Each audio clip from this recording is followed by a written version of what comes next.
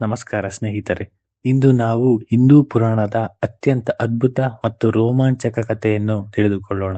ಆ ಕಥೆ ಏನೆಂದರೆ ಬಾಲಕೃಷ್ಣ ತನ್ನ ಒಂದೇ ಒಂದು ಬೆರಳಿನ ತುದಿಯಲ್ಲಿ ಇಡೀ ಗೋವರ್ಧನ ಪರ್ವತವನ್ನು 7 ದಿನ 7 ರಾತ್ರಿ ಎತ್ತಿ ಹಿಡಿದ ಅಮೋಘ ಕಥೆ. ಇದನ್ನು ಕೇಳಿದ ಮೇಲೆ ನಿಮ್ಮ ಮೈ ರೋಮಾಂಚನವಾಗುತ್ತದೆ.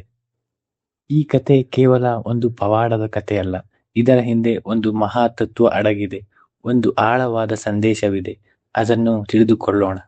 ದ್ವಾಪರ ಯುಗದಲ್ಲಿ ಮಥುರೆಯ ಬಳಿ ಗೋಕುಲ ಮತ್ತು ವೃಂದಾವನ ಎಂಬ ಸುಂದರ ಊರುಗಳಿದ್ದವು.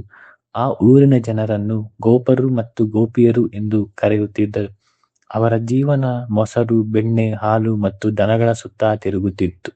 ಆ ಊರಿನಲ್ಲಿ ನಂದಗೋಪ ಮತ್ತು ಯಶೋದೆ ಎಂಬ ದಂಪತಿ ಇದ್ದರು. ಅವರ ಮಗನೇ ಶ್ರೀಕೃಷ್ಣನು.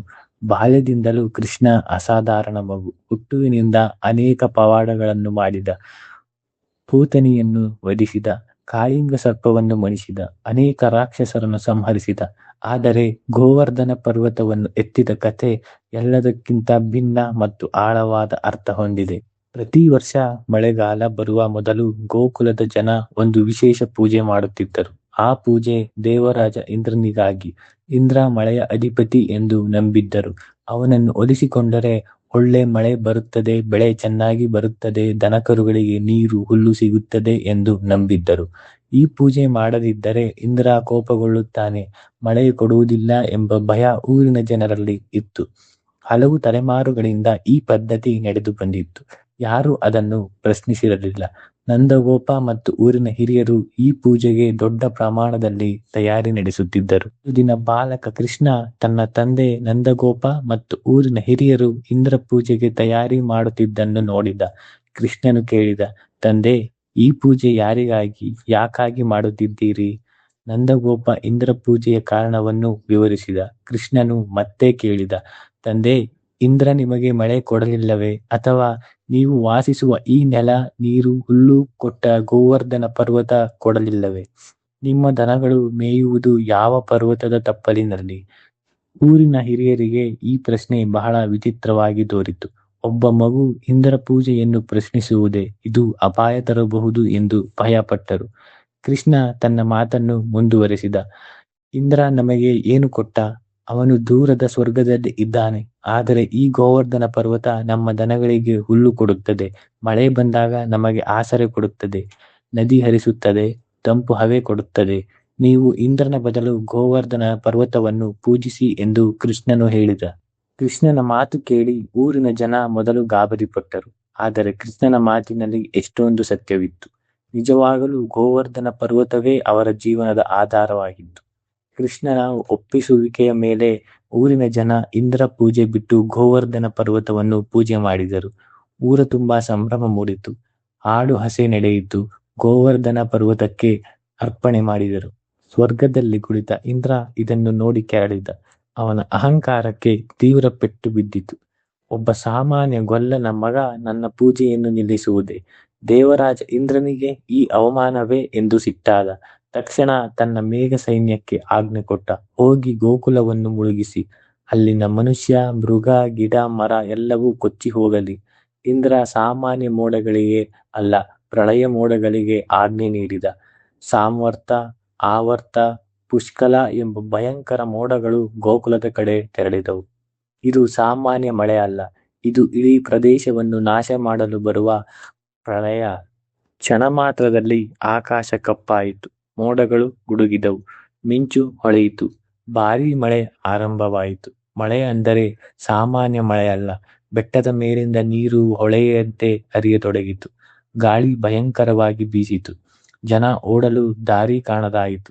ಮನೆಗಳು ಕೊಚ್ಚಿ ಹೋಗತೊಡಗಿದವು. ದನ ಕರುಗಳು ನಡುಗತೊಡಗಿದವು. ಮಕ್ಕಳು ಅಳತೊಡಗಿದರು. ಊರಿನ ಜನರು ಪ್ರಾಣ ಭಯದಿಂದ ನಂದಗೋಪ ಮತ್ತು ಕೃಷ್ಣನ ಬಳಿ ಓಡಿ ಬಂದರು. ಕೃಷ್ಣ, ಇದು ಇಂದ್ರನ ಕೋಪ, ನಾವೆಲ್ಲ ಸಾಯುತ್ತೇವೆ, ಏನು ಮಾಡಬೇಕು ಎಂದು ಕಂಗಾಲಾಗಿ ಬೇಡಿಕೊಂಡರು. ಆದರೆ ಕೃಷ್ಣ ಸ್ವಲ್ಪವೂ ಕೂಡ ಗಾಬರಿ ಪಡಲಿಲ್ಲ. ಕೃಷ್ಣ ಮುಗುಳ್ನಕ್ಕನು. ತನ್ನ ಎಡಗೈ ಕಿರುಬೆರಳನ್ನು ನೆಲಕ್ಕೆ ಉರಿದ. ಒಂದು ಕ್ಷಣ ಮೌನ ತಾಳಿದ. ನಂತರ ಆ ಬೆರಳು ತುದಿಯಲ್ಲಿ ಇಡೀ ಗೋವರ್ಧನ ಪರ್ವತವನ್ನು ಮೇಲೆ ಎದ್ದಿತು. ಭೂಮಿ ನಡುಗಿತು. ಆಕಾಶ ತಲ್ಲಣವಾಯಿತು. ಆ ದೈತ್ಯ ಪರ್ವತ ಒಂದು ಬಾಲಕನ ಕಿರು ಬೆರಳ ತುದಿಯಲ್ಲಿ ನೇತಾಡತೊಡಗಿತು. ಜನ ಕಣ್ಣು ನಂಬಲಾರದೆ ನಿಂತರು. ಕೃಷ್ಣನು ಕೂಗಿ ಹೇಳಿದ, ಬನ್ನಿ, ಎಲ್ಲರೂ ನಿಮ್ಮ ದನಕರು, ಸಾಮಾನು, ವಯಸ್ಸಾದವರು, ಮಕ್ಕಳು ಎಲ್ಲವನ್ನೂ ಕರೆದುಕೊಂಡು ಈ ಪರ್ವತದ ಕೆಳಗೆ ಬನ್ನಿ. ಭಯ ಪಡಬೇಡಿ, ನಾನು ಇಲ್ಲಿದ್ದೇನೆ. ಜನ ಒಬ್ಬರಾದ ಮೇಲೆ ಒಬ್ಬರು ಆ ಪರ್ವತದ ನೆರಳಿನಡಿ ಬಂದರು. ಸಾವಿರಾರು ಮನುಷ್ಯರು, ಲಕ್ಷಾಂತರ ದನಕರುಗಳು, ಎಲ್ಲರಿಗೂ ಆ ಪರ್ವತದ ಕೆಳಗೆ ಆಶ್ರಯ ಸಿಕ್ಕಿತು.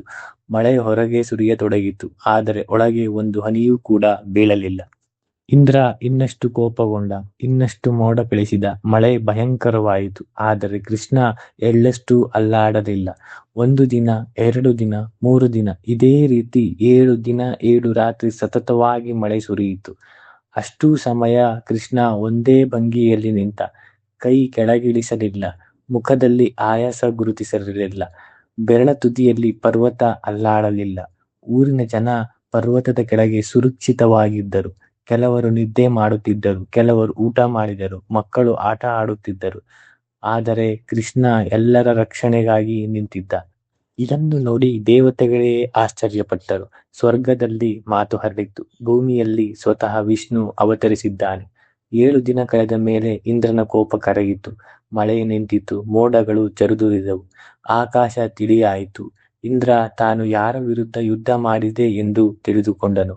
ಅವನು ಸ್ವತಃ ವಿಷ್ಣುವಿನ ಅವತಾರ ಶ್ರೀಕೃಷ್ಣನ ವಿರುದ್ಧ ತನ್ನ ಶಕ್ತಿಯನ್ನು ಪ್ರಯೋಗಿಸಿದ್ದ. ಇಂದ್ರ ನಾಚಿಕೊಂಡ, ಸ್ವರ್ಗದಿಂದ ಕೆಳಗಿಳಿದ. ಕೃಷ್ಣನ ಮುಂದೆ ಮಂಡಿ ಊರಿ ಕ್ಷಮೆ ಕೇಳಿದ. ಪ್ರಭು, ನಾನು ಅಹಂಕಾರದಿಂದ ಈ ತಪ್ಪು ಮಾಡಿದ್ದೆ, ನನ್ನನ್ನು ಕ್ಷಮಿಸಿ ಎಂದ. ಕೃಷ್ಣ ಮಂದಹಾಸ ಬೀರಿ, ಇಂದ್ರ, ನಿನ್ನ ಅಹಂಕಾರ ಬಿಡು. ನೀನು ದೇವರಾಜ, ಆದರೆ ಶ್ರೇಷ್ಠತೆ ಪದವಿಯಲ್ಲಿ ಅಲ್ಲ, ನಡವಳಿಕೆಯಲ್ಲಿ ಇರುತ್ತದೆ ಎಂದು ಕೃಷ್ಣ ಹೇಳಿದನು. ಕೃಷ್ಣ ಪರ್ವತ ಮೆಲ್ಲಗೆ ನೆಲಕ್ಕಿಳಿಸಿದ. ಊರಿನ ಜನ ಜಯಕಾರ ಹಾಕಿದರು. ಈ ಕತೆ ಬರೀ ಪವಾಡದ ಕಥೆಯಲ್ಲ, ಇದರಲ್ಲಿ ಅನೇಕ ಆಳವಾದ ಸತ್ಯಗಳಿವೆ. ಮೊದಲನೆಯದಾಗಿ, ಕೃಷ್ಣ ಇಂದ್ರ ಪೂಜೆಯನ್ನು ನಿಲ್ಲಿಸಿದ್ದು ಇಂದ್ರನ ಶತ್ರುತ್ವಕ್ಕಾಗಿ ಅಲ್ಲ, ಅವನು ಜನರಲ್ಲಿದ್ದ ಭಯ ಮತ್ತು ಅಂಧ ನಂಬಿಕೆಯನ್ನು ತೊಡೆದು ಹಾಕಲು ಹಾಗೆ ಮಾಡಿದ. ನಿಮ್ಮ ನೆಲ, ನೀರು, ಗಾಳಿ ಕೊಡುವ ಪ್ರಕೃತಿಯನ್ನು ಗೌರವಿಸಿ ಎಂಬ ಮಹಾ ಸಂದೇಶವನ್ನು ಕೊಟ್ಟ. ಎರಡನೆಯದಾಗಿ, ಪರ್ವತವನ್ನು ಎತ್ತಿದ ಕೃಷ್ಣ ಹೇಳಿದನು, ನಿನ್ನ ರಕ್ಷಣೆ ಅಹಂಕಾರಿ ದೇವರ ಕೃಪೆಯಿಂದ ಅಲ್ಲ, ಸ್ವತಃ ಪರಮಾತ್ಮನ ಆಶ್ರಯದಿಂದ ಬರುತ್ತದೆ. ಮೂರನೆಯದಾಗಿ, ಇಂದ್ರ ಈ ಕಥೆಯಲ್ಲಿ ಅಹಂಕಾರದ ಪ್ರತೀಕ. ಕೃಷ್ಣ ಅಹಂಕಾರವನ್ನು ಮಣಿಸಿ ಪ್ರೀತಿ ಮತ್ತು ಧರ್ಮ ಗೆಲ್ಲುತ್ತದೆ ಎಂದು ತೋರಿಸಿದ. ಗೋವರ್ಧನ ಪರ್ವತ ಪ್ರಕೃತಿಯ ಪ್ರತೀಕ. ಪ್ರಕೃತಿಯನ್ನು ಪ್ರೀತಿಸಿ ಗೌರವಿಸಿ, ಅದೇ ನಮ್ಮ ರಕ್ಷಣೆ ಎಂದು ಶ್ರೀಕೃಷ್ಣ ಇಲ್ಲಿ ಹೇಳಿದ. ಸ್ನೇಹಿತರೆ, ಈ ಕತೆ ಸಾವಿರಾರು ವರ್ಷ ಹಿಂದಿನದು, ಆದರೆ ಇಂದಿಗೂ ಎಷ್ಟು ಪ್ರಸ್ತುತ ನೋಡಿ. ಇಂದು ನಾವು ಪ್ರಕೃತಿಯನ್ನು ನಾಶ ಮಾಡುತ್ತಿದ್ದೇವೆ, ಮರಗಳನ್ನು ಕಡಿಯುತ್ತಿದ್ದೇವೆ, ನದಿಯನ್ನು ಕೊಳಕು ಮಾಡುತ್ತಿದ್ದೇವೆ, ಬೆಟ್ಟ ಗುಡ್ಡ ಅವಿಯುತ್ತಿದ್ದೇವೆ. ಕೃಷ್ಣ ಗೋವರ್ಧನ ಪರ್ವತವನ್ನು ಎತ್ತಿ ನಮಗೆ ಹೇಳಿದ್ದು ಇದನ್ನೇ, ಪ್ರಕೃತಿ ನಿಮ್ಮ ರಕ್ಷಕ, ಅದನ್ನು ಉಳಿಸಿ, ಮತ್ತೆ ಅಹಂಕಾರ ಮಾಡಬೇಡಿ, ಏಕೆಂದರೆ ಅಹಂಕಾರ ಇಂದ್ರನಂತಹ ದೇವರಾಜನನ್ನೇ ಮಣಿಸಿತು.